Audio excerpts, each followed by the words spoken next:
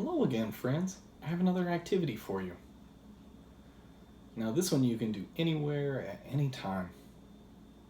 You may have seen people do it at church before in lots of different ways.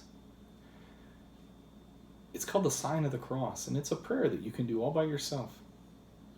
When we do it in a couple of different ways. So here is one way you can do it. Right? You may start with your hand outstretched, right, and touch your head or your forehead, right, to symbolize the top of the cross. And then you move it down to the bottom. And then you come over to your left shoulder. And then to your right shoulder. And so it's a way of tracing the cross on your body and remembering that God is with you always. So if I were to do it, I might just do it like this. But just so that you can see it one more time, here it is, nice and slow.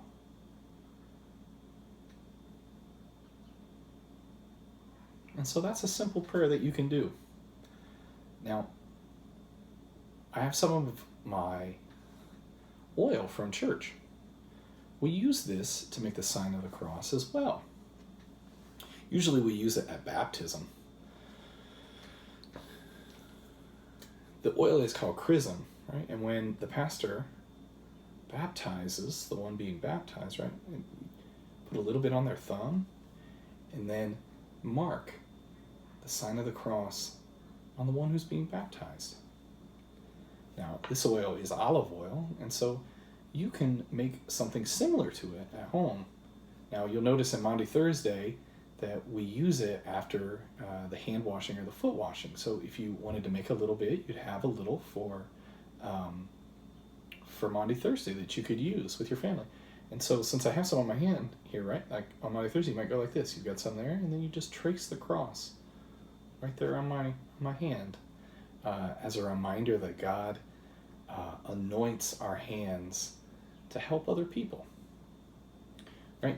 And so a couple years ago, we did a activity at church where we made our own, right? And so you see the little one, and so we put a little bit of the oil in there, and then I have some essential oils, right? And we added a little bit of essential oil that smells good.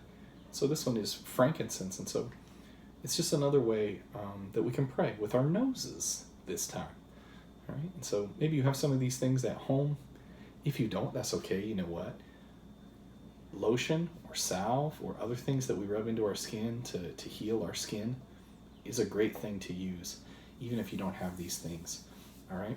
So I look forward to hearing about how you learn this prayer, that you use this prayer, and again, even though we're apart, every time you take the chance to pray like this, I'll be there with you, and most definitely God will be too.